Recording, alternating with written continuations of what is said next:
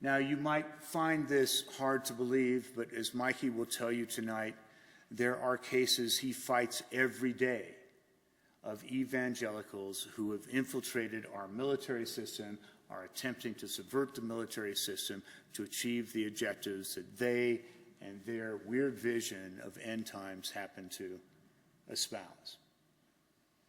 Mikey, and I share this with him and everybody else who supports the Military Religious Freedom Foundation, is of the view that we have a military constituted to serve the interests of the Constitution of the United States, the national defense interests of the United States, and that they act at the direction of the U.S. government, constituted as it might be, both executive and congressional and every other interest group. The people we're fighting in this are of the view that this military should be used to further their interpretation of Jesus Christ and, by extension, his God, or their interpretation of his God's view of what should happen to this world. It's not a view that I think most of us share. I'll let Mikey share their view with you. But please listen to him with the seriousness of purpose with which he will be explaining what MRFF does and what the threat that we face in our military from these people is. So it is my honor and privilege and real pleasure to introduce my friend and comrade in arms in this fight. And we have taken the fight to the highest reaches of the military, and we have done it in ways that are rather graphic. Mikey Weinstein. I'm too tall for this. So this is what it feels like to be tall. I'm married to a very tall woman, but I understand why she likes being tall now. So, first of all, thank you so much, Joe, for that. It's been about 5 or 6 years since my wife and I have been to a Jewish service. It's a long story, and we can talk more about it at the Oneg, but I can tell you that being in this beautiful house of worship with all of you is, it means a lot. I'm reminded more than all of you are every day about how Jewish I am, because I'm a lawyer and my last name is Weinstein and I'm a public figure. And the people we fight kind of equate that with being a Pharisee. And so listening to the Shema and Lecha Dodi and what the rabbi said about sometimes you have to be willing to realize that your life now may be forfeit because there's a much larger purpose to it. The last thing that I ever thought I would end up becoming was becoming a civil rights fighter. They don't teach this at the Air Force Academy where I went to school, where my 2 sons did, where my son-in-law did, my brother-in-law did, my brother went there, my dad went to Annapolis. It causes a little bit of family friction, but my daughter-in-law also graduated from the academy. That's right, the Air Force Academy.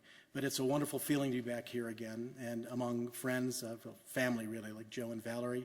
I cannot thank David and Sherry Miller enough for setting this up and having such a beautiful dinner tonight. We have other friends and family in the audience. My daughter's best friend, Celia Kessler, is here with her relatively new boyfriend. Sorry, Steve, but you're still new if it's under a year. The wonderful Ted Flicker and his beautiful wife, Barbara, who are wonderful, wonderful friends. Tom Carroll, who's handled so much of our public relations. When I try to pay him, he won't take the money.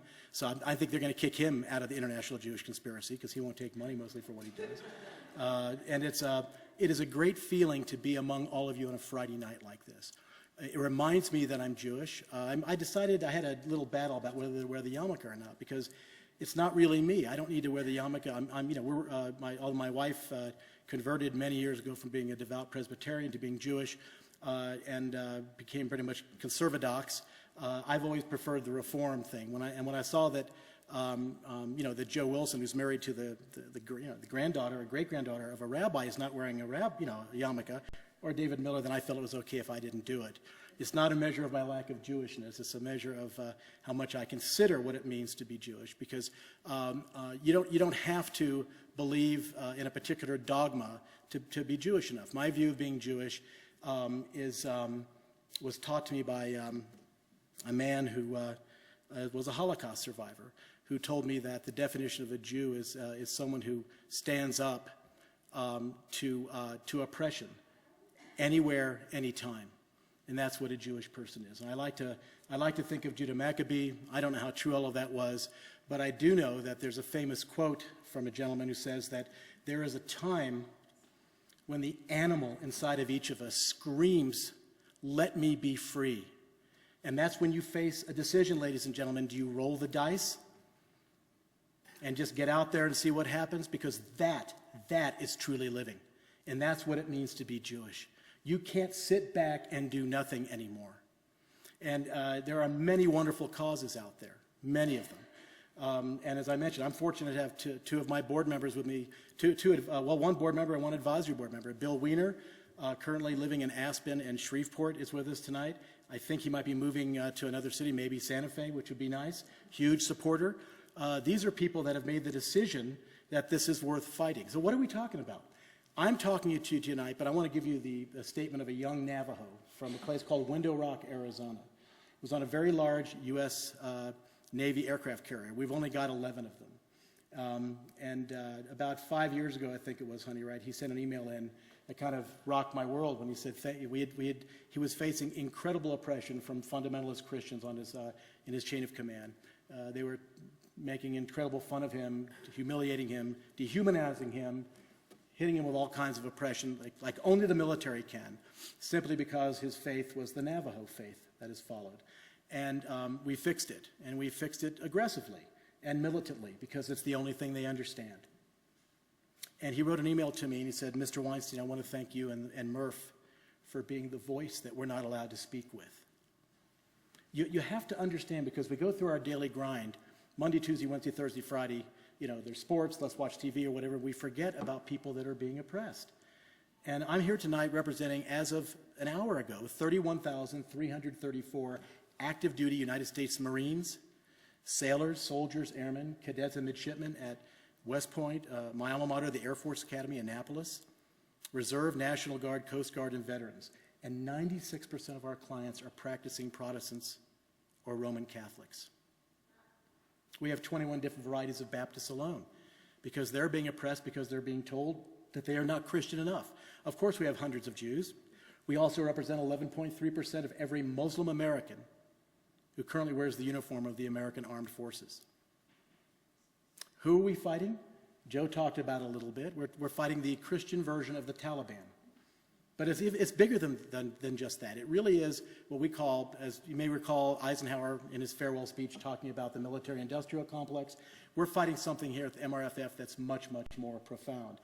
It's a parachurch, military, corporate, congressional proselytizing complex. It's enormous. One-fourth of the House of Representatives belongs to a fundamentalist Christian organization called the Congressional Prayer Caucus. Next time you see it, don't think that that is your mommy or daddy's prayer caucus. It's not. We have nearly 30 parachurch organizations running pell-mell through our U.S. military where all the nuclear weapons, conventional weapons, and laser-guided weapons are. Some of them include Campus Crusade for Christ Military Ministries. Their budget is $500 million. Ours is well under $1 million a year. That's just one of 30. Then there's the Officers Christian Fellowship. They have approximately 15,000 officers. You have to understand, when you graduate from West Point as a second lieutenant, you outrank 90% of the Army that day. Air Force Academy, 80% of the Air Force, because you're an officer. And as Joe said, we're not talking about your shift manager at Starbucks. Show of hands, who's ever been in the military out there? You all know what I'm talking about. You know. Officers Christian Fellowship, until very recently, when we were beating them up in the press, they changed their purpose and goals because they couldn't handle the fact that we were destroying them in the press. And there's only two ways to fight the Pentecostal gun, as we call it. Exposure in the electronic and print media, which we do every day, twice yesterday, another big one today, and dragging them into federal and state court. So what was their purpose and goals? Number one, their purpose was, we want to see Christian officers exercising biblical leadership to raise up a godly military. Let's change the words around, and you tell me how much blood there would be in the street. We want Islamic officers exercising Quranic leadership to raise up a Mahdi army of Allah. Under our Constitution, is there a difference? Let's get to the purposes. We want to see a spiritually transformed United States military with ambassadors for Christ in uniform, empowered by the Holy Spirit. Exactly, Jesus. What is their Bible study? There'll be a check in the mail. Their number one Bible study that they forced on their helpless subordinates, and no one's more helpless than a subordinate in the U.S. military. And if you've been in the military or organizations similar to that, you understand what I'm talking about. The Bible study says we will not allow the opposition, all of which is sanctioned and led by Satan, to thwart us in our attempts to regain territory for Jesus Christ in the U.S. military. And that's just one of about 30 parachurch organizations. I haven't even gotten into Cadence International. I haven't gotten into the Navigators yet. They all sound nice because they're just trying to bring Jesus in there. Did you see the stat, ladies and gentlemen, and guests, of a few days ago? We're averaging 22 veterans a day killing themselves in this country. Killing them, 22 a day, almost one an hour. The week before that, the Army released its stats. 325 active duty U.S. Army soldiers killed themselves this past year, highest ever, almost one a day. The story that we broke 7 hours ago on the front page of the politics section of Huffington Post was one of our clients, a beautiful young woman, mother of 5, 17-year Army veteran, Staff Sergeant Victoria Getman, who witnessed the Army's mandatory suicide prevention program held on Yom Kippur, at which 2 Jewish soldiers were told that they better not go to shul, both observant, by the way, one Orthodox, because they needed to be with their battle buddies, that not killing themselves is more important. So they joined an audience of 700 at Fort Sam Houston in San Antonio and listened to suicide prevention that ended with the chaplain reminding them that unless they had a connection to the divine, his version of the divine, they could never stop the urge to kill themselves. They then darkened the hall, since the fire code, which is much more important than the Constitution, wouldn't allow them to bring out candles. They brought out government-paid by all of us electronic candles and gave each one, 700 of them, to each of the young troops, brand new rookie soldiers, in a stage of development called AIT, right after basic, told them to light them up, and they listened to a Christian prayer. The only one who stood up was Staff Sergeant Victoria Getman. Because she stood up, 11 more soldiers stood up. The Army tried to make it go away because we broke that story, and they hoped it would go away. And then Victoria, with our assistance, filed a complaint with the Inspector General and the EEO office of the Army. She was humiliated. She was degraded all the way through. So we went back and broke the story again today about the degradation, what happened to her, the retribution, the reprisal that occurred. You can go to Huffington Post and see it. The day before, we broke a giant story on Defense News. That was yesterday. We found that the Army has contracted with a simulation company to put together a computer simulation that will help chaplains learn how to deal with dying soldiers on the battlefield, which sounds great, except even the chaplain school doesn't want it. And the bottom line is that our concern was, and we were told that this was going to be talking about one particular flavor of religion, once again, what's known as dominion or fundamentalist Christianity. So it's not whack-a-mole, it's an incredible fight. For those of you, anybody out there have a dog or a cat? Show of hands. You love your animals, right? Well, you know that for animal rights, on one side you've got the Humane Society, and they're very, very nice, and they follow all the rules. They're great. Who doesn't love them? On the other side, you've got PETA. We're PETA, for fighting for the separation of church and state where all the nukes are. Now, Joe wasn't kidding you about the nuclear weapon part, because in August of 2011, 68 nuclear missile launch officers from the United States Air Force came to us begging for our intercession because of our known aggression and militancy. 62 of them were practitioners of Protestantism, various denominations, or Roman Catholicism, because they were being completely inundated by the Air Force with something called the Jesus Loves Nukes program. We couldn't believe it. We've polygraphed 13 of our clients because we couldn't believe the things that we heard. No one has failed a polygraph yet. We got a copy of the PowerPoint, which is on our website, militaryreligiousfreedom.org. You cannot believe what's there. We broke the story. It went viral. A lot of our stories have gone viral. But if you look at the PowerPoint, you'll see Part of the mandatory training is Revelation 19:11, Jesus on a white horse leading a mighty army. Quotations from the book of Hebrews and Timothy, which is New Testament.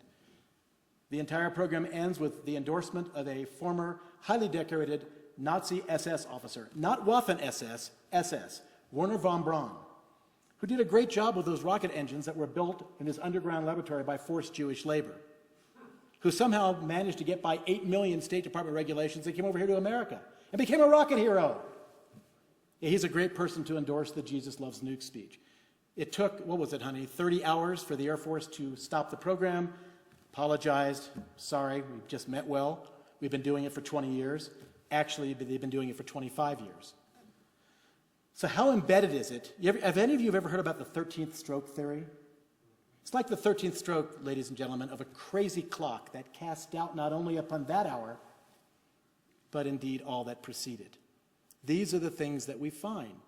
We've had Jewish soldiers beaten into the concrete, where their faces split like ripe tomatoes. We had a Jewish soldier. Any of you ever see a movie called Full Metal Jacket? Yes, Full Metal Jacket? You know what happened in the first segment with the young Marine that was being tortured by the DI? He shoots the DI, right? We had a Jewish soldier who wrote me a 10-page letter in handwritten in pencil. I read the letter, and he was talking about what he went through as down at Marine Corps basic training at a place called Parris Island, and that he went there because his father, his dad is a successful architect in the Washington, D.C. area.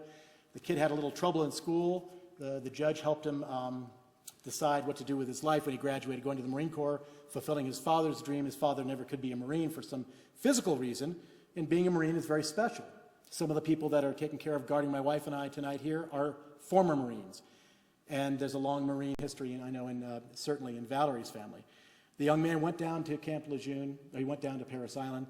I'm reading this thing, and he said all of a sudden he had graduated, but he came under a lot of pressure from his DIs to convert from his Judaism, his beloved faith, to accept a particular form of Christianity that would require him to proselytize to as many other fellow Marines as he could. So I'm reading the letter, and he said he was ashamed, but he finally gave in because he had no choice. He was being beaten and being stomped upon. He then said, Mr. Weinstein, I'm confused now. I came home. It was right around the time of Hanukkah, after I graduated, just 2 or 3 days later. I brought a USMC sweater for my dad. I thought he would like it, and he did, and he was excited. And we went out for a walk that night, my first night home. And I don't know, they told me that they found me. I'd stabbed my father to death 78 times. It was covered in his blood. I don't know what happened. And I realized then that the letter had come from prison, and that David was writing asking for help. The first thing we did was contact Harper's Magazine that was doing a cover story on us, and we went down and verified everything that David said.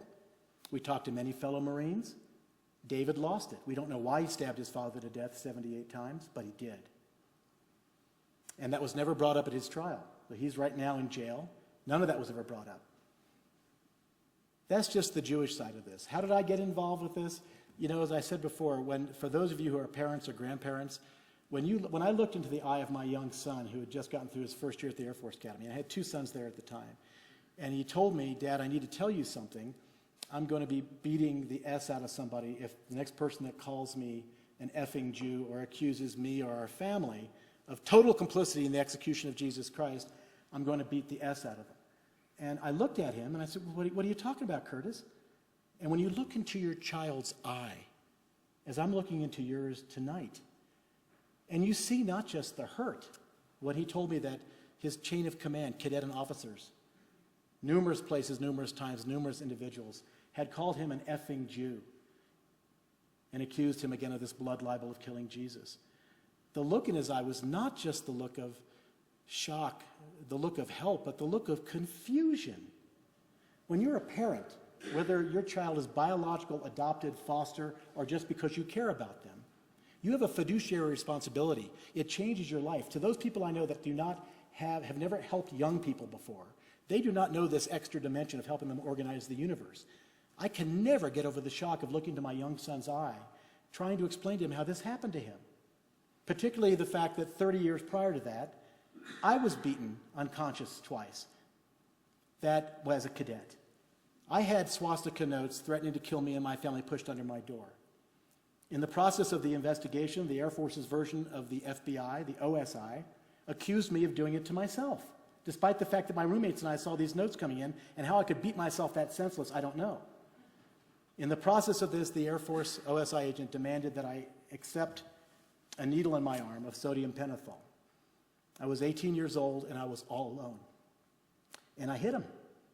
I hit the major, the OSI major. He went down, and I went running. Not like, a hero. I was afraid. I went running back to my room.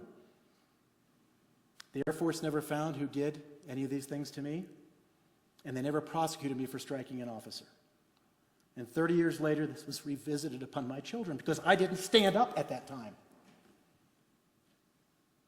I'm asking all of you, as I mentioned when I started this small talk tonight, when you reach down, whether you call it the animal inside of you, the passion, the part that cares for all of us, to roll the dice enough, throw yourself out there, and help us. Help us in this fight. You will not have the windows shot out of your house, as Bonnie and I have. You will not have swastikas and crucifixes painted on your house, as Bonnie and I have. You will not get the 8 to 12 grotesque death threats a week that we get, or the one that occurred 20 minutes before we came here to this beautiful building tonight. We'll do that for you. We've accepted this. It feels good to hurt bad people. It's fun, not in the carnal or carnival sense, but someone has to do this. The fact that I'm Jewish, I'm proud of being Jewish. And coming back here tonight at the wonderful invitation, thanks to David and Sherry and all of our friends who are here. My friend Craig Myers here. I didn't see him back there. Craig, I apologize, and your wonderful wife, all the way from Albuquerque. But I can tell you that we need your help. We are all in this together. Our job is to not only comfort the afflicted as Jews and as human beings and as American citizens, we must also afflict the comfortable.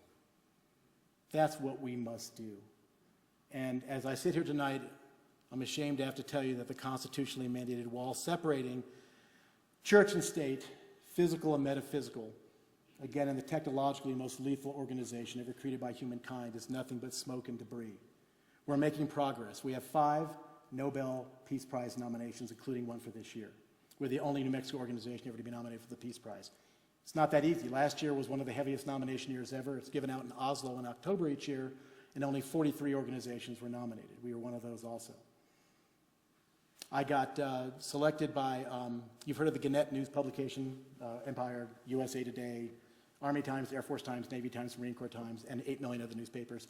I was shocked on December 18th when I was getting a haircut. Don't laugh, I do get them. I was in a barbershop when I found out that they released a list of the 100 most influential people for the defense of the United States. Petraeus apparently was supposed to be in the top 5. He dropped to number 100 for some reason. But I was number 95. And as my children said, Dad, you may be number 95 to them, but you're number 1 in our heart. So we're trying to use this influence and gravitas as best we can. We've learned at the knee of Joe and Valerie, because their family went through from being a non-public family to being a very public family. And our family is a very public family. It's not fun to have to live with weapons and dogs and bodyguards. And I'm not writing, playing the violin. I can tell you this, it's been something that has moved Bonnie and myself, just being back in this beautiful place tonight with all of you. We'll be happy to answer any of your questions during the ONEG, which David and Sherry are also very graciously paying for. I do have Bill Wiener here again, advisory board member, Joe, an actual board member, Valerie, who should be, she's as much a sister, a member of our family and board member as well, and of course other friends who are here. You can ask Celia what it's like to live in our house, because she did for about 6 months and spent the better part of 2 years there going to UNM with our daughter. I will leave you with something that Joe always says, and I close all my speeches with this, to remind you that one of the rock stars of his day was Benjamin Franklin, right? When he was leaving the Continental Congress, he was besieged by Americans saying, Dr. Franklin, what type of government have you bequeathed to us? And he said, do you remember what he said? A republic, if you can keep it. Ladies and gentlemen, please help me, Bonnie, Joe, Bill, all of our friends and family and everybody out there, including the members of the military that can't be here tonight, help us keep the republic. Thank you, Rabbi. Thank all of you.